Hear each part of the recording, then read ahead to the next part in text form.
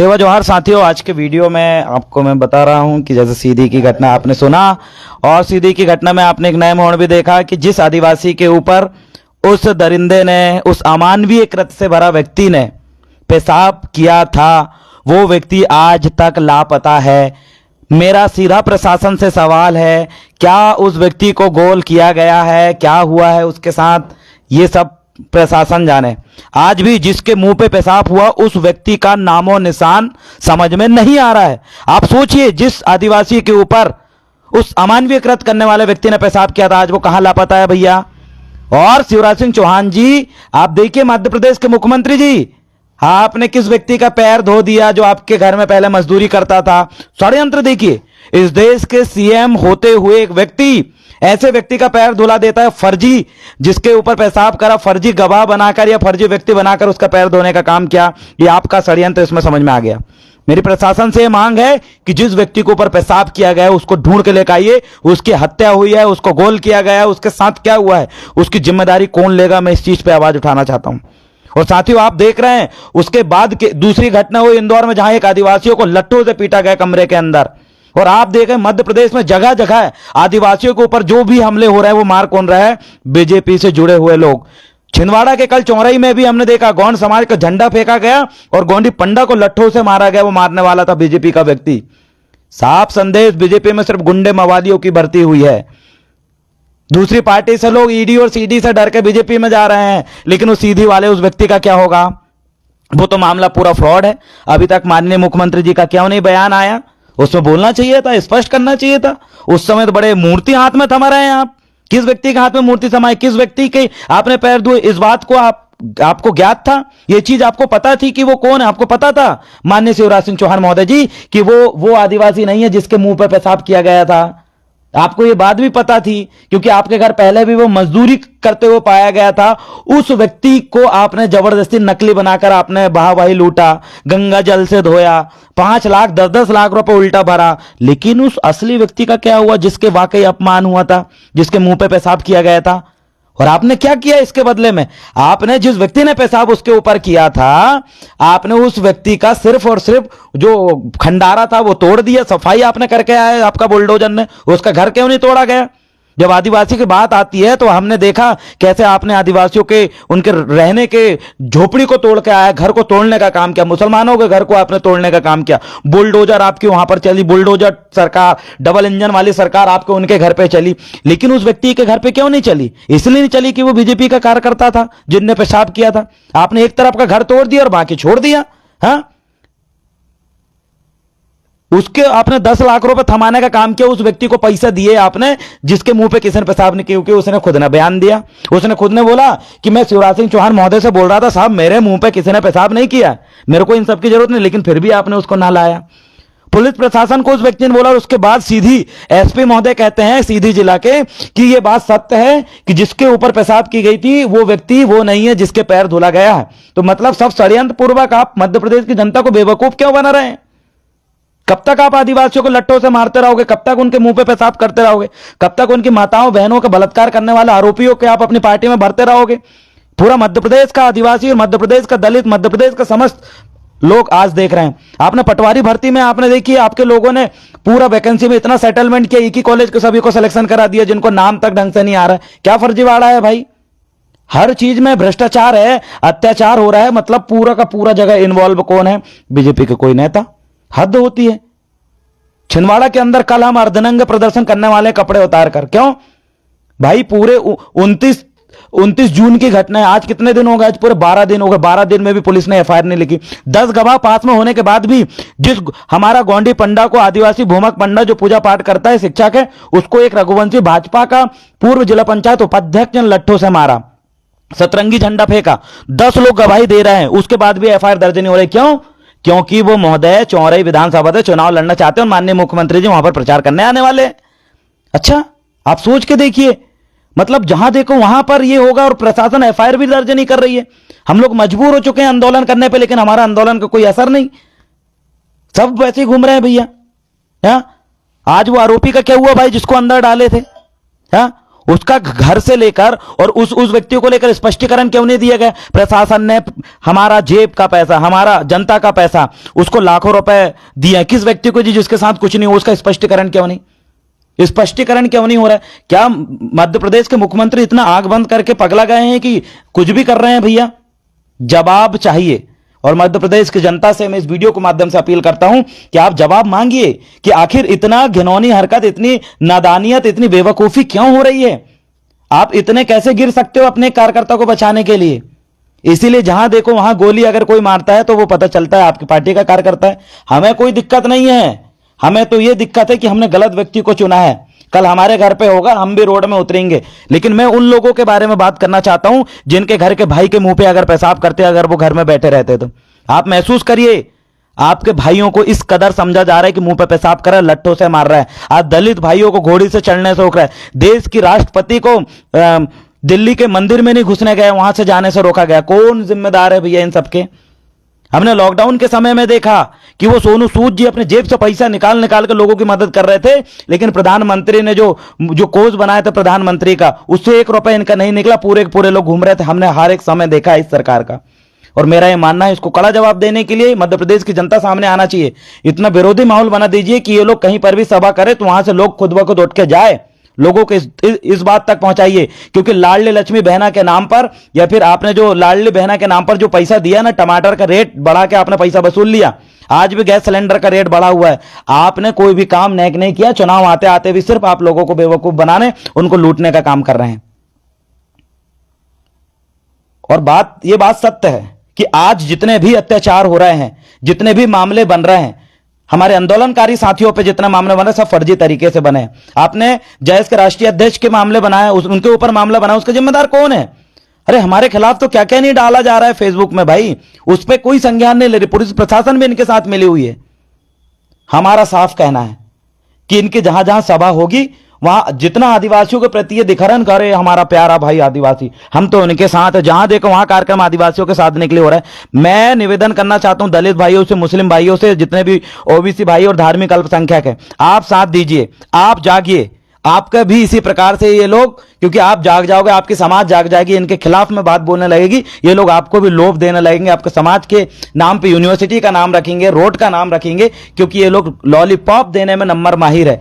आप और हम सब लोग जागेंगे। और मैं तो ये भी निवेदन करता हूं कि जगह जगह आप जो समान नागरिक संहिता के नाम पर जो बिल चल रहा है, मैं तो निवेदन करता हूं कि चाहे क्रिश्चियन भाई हो, मुस्लिम भाई हो, बौद्धिस्ट भाई हो, आदिवासी भाई हो, आप सभी लोग एक साथ बैठकर, आप सभी सांस्कृतिक लोग एक साथ बैठकर ऐसे नियम का भी विरोध करें, क्योंकि आपके अस्तित्व को खत्म करने के लिए कोई कसर नहीं छोड़ रहा है। इनके पास गुंडे पले हैं, गुंडे आपको मारेंगे, खूब मारेंगे। और इनके अंदर अभी भी वो चीज खत्म नहीं हुई है। अभी डेली हम देख रहे हैं, रोज हम देख रहे हैं किसी ना किसी के साथ फिर से कुटाई हो रही है। और कौन कर रहा है, इसका जिम्मेदार कौन है? मुझे इस बात का एहसास है कि मैं बोल रहा हूं, मैं गूंगा बैठ के घर में नहीं बैठा हूं। हमारे साथ भी हो सकता है आगे चल के कुछ ऐसी कार्रवाई करेंगे, जिला बदर करेंगे, वो करेंगे, लेकिन मेरा ये मानना है कितने लोगों को ये लोग करेंगे, कितने लोगों को शांत करने का काम करेंगे। सभी लोग अगर बोलने लगे, सभी लोग अपने अपने स्तर पे अगर आवाज उठाने लगे, 1 पे करेंगे, 1000 पे करेंगे, लाख पे करेंगे, क्या नहीं करेंगे? मुझे पता है हर एक व्यक्ति क्रांतिकारी बनकर उभरिए। ये समय चुनाव का है और चुनाव के समय ही हमें इनको जवाब देना है, क्योंकि 5 साल आप इनको पूरा पूरा झेलते हो और आपके साथ ये कोई कसर नहीं छोड़ते। अब मुझे बताइए, मध्य प्रदेश के अंदर 3 कलेक्टरों ने आदिवासियों की कई एकड़ जमीन फर्जी तरीके से नामांतरण कर दिया।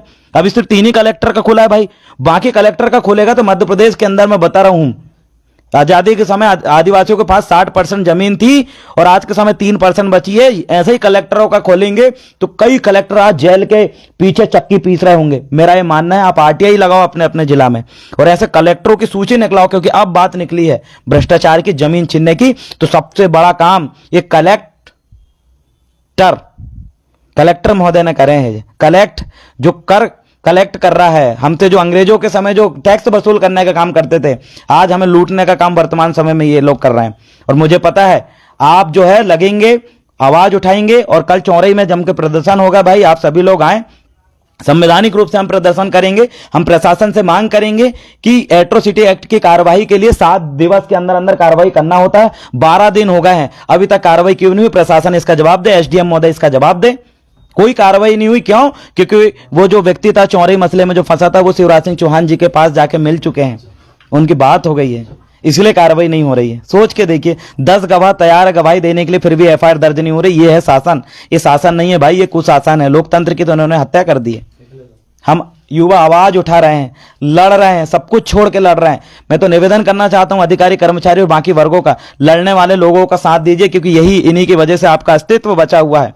आज हमारे लोग जो लड़ नहीं रहे वो लिख रहे हैं, जो लिख नहीं पा रहे हैं वो जमीन में उतर रहे हैं, और जो लोग ये भी नहीं कर पा रहे हैं वो सपोर्ट कर रहे हैं। तो आप किन लोगों में हैं?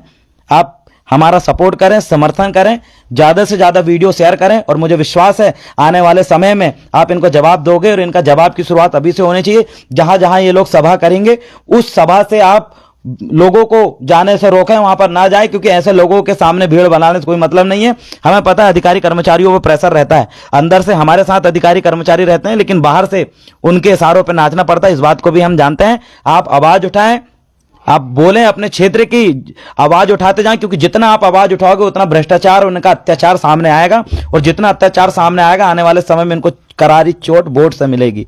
और मुझे पता है आप ये काम करने में कोई कसर नहीं छोड़ेंगे। इसलिए अपने क्षेत्र में अगर इतना भी अत्याचार अगर ये लोग करते हैं तो उसको उजागर करिए। हमारे पास सोशल मीडिया है, हमारे पास व्हाट्सएप है, फेसबुक है, ट्विटर है, हमारे पास न्यूज अखबारें हैं जो हमारे लोग अभी चला रहे हैं। आप आवाज उठाइए, क्योंकि जितना आवाज उठेगा उतना ज्यादा इन घमंडियों का, इन अत्याचारियों का, इन भ्रष्टाचारियों का, इन भूमाफियाओं का वो खुलेगा और इनको जवाब मिलेगी। इसलिए आप सभी साथियों से क्रांतिकारी जोहार, जिंदाबाद। कल मिलते हैं चौरई में, हम एक अनोखे आंदोलन करते हुए कल आपको मिलेंगे, क्योंकि 12 दिन से कोई कार्रवाई नहीं हुई है। और साथियों, जितने भी पढ़ने लिखने वाले बच्चे हैं, पटवारी की जिन्होंने एग्जाम दिए, जिन्होंने अभी भ्रष्टाचार देके, आपसे निवेदन है कि खुलकर आइए, विधानसभा का घेराव करिए, क्योंकि आपका आंदोलन इनका मुंह तोड़ जवाब देगा। अगर आप आंदोलन करेंगे, आप आवाज उठाएंगे, मुझे विश्वास है इन लोगों को जवाब देने का काम, चाहे हमारे किसानों के साथ अत्याचार करे हो, विद्यार्थियों की इन्होंने नौकरी खाई हो, बैकलॉग पद खा के नौकरी खाई हो, हमारे जैसे आंदोलनकारियों को इन्होंने फर्जी एफआईआर डाली है। सब लोग परेशान हैं, माताएं बहनें भी परेशान हैं, क्योंकि उन्होंने गैस सिलेंडर के नाम पे धोखाधड़ी करी। आज पूरी जनता परेशान है, लेकिन ये चीज अभी उभर के इसलिए नहीं आ रही क्योंकि आप सड़क में नहीं आ रहे। जब आपके नाम की नौकरी खा गए तो आप किस चीज का वेट कर रहे हो?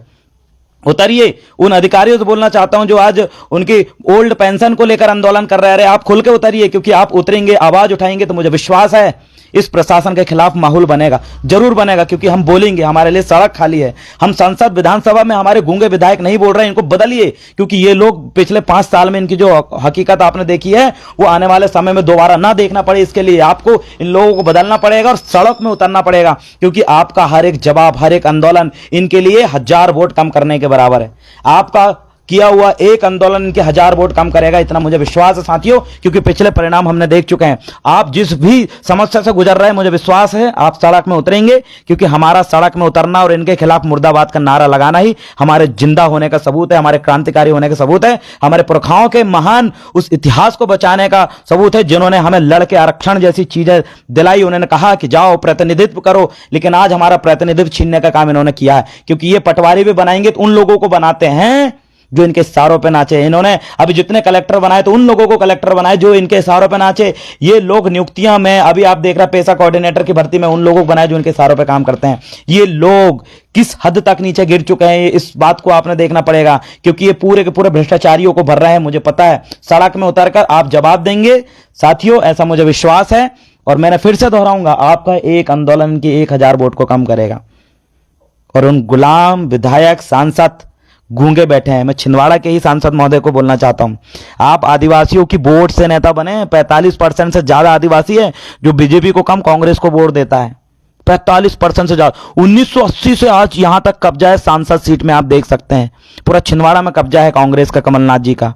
अब आप सोचिए, जितना बीजेपी खतरे में है उतना ये भी हमारे लिए खतरे में। क्यों नहीं बोलते भाई, अभी समान नागरिक संहिता को लेकर कांग्रेस क्यों नहीं उतरी है मैदान में? अभी आप देखिए छिंदवाड़ा के अंदर हम देख रहे हैं इतनी घटनाएं हुई है, इतनी घटना हुई है। अभी छिंदवाड़ा में एक भूमिका को मारा गया, सतरंगी झंडा फेंका गया, क्यों जुबान नहीं खुल रही भाई? वो तो बीजेपी का नेता ने हमारे भूमिका को मारा है ना, बीजेपी का नेता ने झंडा तोड़ा ना। कांग्रेस क्यों नहीं आ रही उतर के? नहीं आती, ये सिर्फ आदिवासियों को वोट लेने का काम कर रहे हैं। जब लड़ने की बात आती है, एफआईआर होने की बात आती है, हम एफआईआर लेके घूम रहे हैं। हमारे ऊपर बहुत सारे फर्जी मुकदमा है। आदिवासियों कि वोटों से जो नकुलनाथ जी सांसद बने, कमलनाथ जी मुख्यमंत्री तक बने, जिन आदिवासियों के वोटों से, उनके ऊपर आदिवासियों की वजह से कितनी एफआईआर है आप बताओ? हम एफआईआर झेल रहे हैं, हमारी इस आदिवासियों को लेकर, दलित भाइयों को लेकर हम एफआईआर जल रहा है। यहाँ मुसलमान समाज के लोगों को लालगांव के अंदर पूरा का पूरा एक जातिगत धार्मिक संगठन ने घेर लिया था। कितने कांग्रेसी खड़े होते मुसलमान भाइयों के साथ। मुझे पता है आज क्रिश्चियन भाइयों का पूरी संस्कृति का समान नागरिक सहायता के नाम पर ध्वस्त करने की तैयारी, मुस्लिम भाइयों की संस्कृति को ध्वस्त करने की तैयारी, आदिवासियों को ध्वस्त करने की तैयारी, लेकिन कितने कांग्रेसी नेता आए आपके सामने। इस समय समझ में आता है लड़ने वाले लोगों को आप वोट नहीं दे रहे, समझ जाइए, अंधभक्त मत बनिए। इन लोगों ने सिर्फ बर्बादी का काम किया है आपके लिए। छिंदवाड़ा पे आज आदिवासियों का यह हाल है, देखिए जगह जगह आदिवासियों की जमीन लूट रही है, जगह जगह आदिवासी पिट रहा है, कुटाई पिटाई और लुटाई सब हो रही है। लेकिन नकुल नाथ जी ने कितने बार संसद में जाके बोला कि इन आदिवासियों के साथ ये नकुल नाथ है, इनकी जमीन के लिए मैं लड़ूंगा, इनके ऊपर हो रहे अत्याचार को लेकर लड़ूंगा। नकुल नाथ जी 15 दिन से एक आदिवासी भूमिका को मारा गया, उनके ऊपर एफआईआर दर्ज नहीं हुई। क्यों मुंह नहीं खुल रहा है आपका? क्योंकि वो आदिवासी भूमिका है, इसलिए उन्हीं की वोट से आप आगे बढ़े हो। हम चौरे में आंदोलन कर रहे हैं, क्यों नहीं खुल रहा है कमलनाथ जी का मुंह भाई? इसके लिए क्यों नहीं आ रहा है ये लोग सामने? वो तो बीजेपी का नेता है ना जिन्होंने ये सब किया है। कांग्रेस क्या उनसे मिली हुई है? क्या कमलनाथ जी छिंदवाड़ा में कांग्रेस बीजेपी को साथ में चल रहे हैं? ये चीजें हमको यहां पर से दिख रही है। हमारा आप किला को ध्वस्त कर रहे हैं, हमारी संस्कृति को ध्वस्त कर रहे हैं। हमारे नाम पे जो बजट आता है कमलनाथ जी, हर साल लैप्स होता है। छिंदवाड़ा का आप सांसद महोदय हैं, कितने बार आपने 100% बजट खर्च किया ट्राइबल सब प्लान का? मुझे बताइए। नहीं किया। साथियों याद रखना, 1,000 करोड़ रुपए हर साल आपका लैप्स हो रहा है, क्योंकि ऐसे लोग जिनको आप जिता के पहुंचाते हैं, ये लोग उस पैसा को 100% खर्च नहीं कर पा रहे, वो लैप्स हो रहा है। इस साल भी लैप्स हुआ। पूछिए आप नकुलनाथ जी, कमलनाथ जी से, ये पिछला जो बजट आया था उसके पहले कितना पैसा लैप्स हुआ, कितना आपने खर्च किया? ये लोग आदिवासियों पर खर्च नहीं कर रहे हैं। इनका मानना है कि आदिवासी बिल्कुल अमीर हो चुका है, उनके ऊपर खर्च करने की जरूरत ही नहीं है। 1,000 करोड़ रुपया फिर हमारा बाया जा रहा है। एक भी आदिवासी आप देखिए, यहां पर जो बड़े बड़े स्कूलों हैं वहां पर आदिवासियों के बच्चे नहीं पढ़ रहे। हम लड़ रहे हैं साथियों उनके लिए। हमारे ऊपर एफआईआर हो रही है, लगातार मामले, ज्ञात अज्ञात मामले हमारे ऊपर ये लोग बना रहे हैं। तो साथियों याद रखना, ये लोग अगर आपका भला चाहते तो अभी बोलने का काम करते, लेकिन नहीं बोल रहे हैं। संसद भवन में बोलना चाहिए था।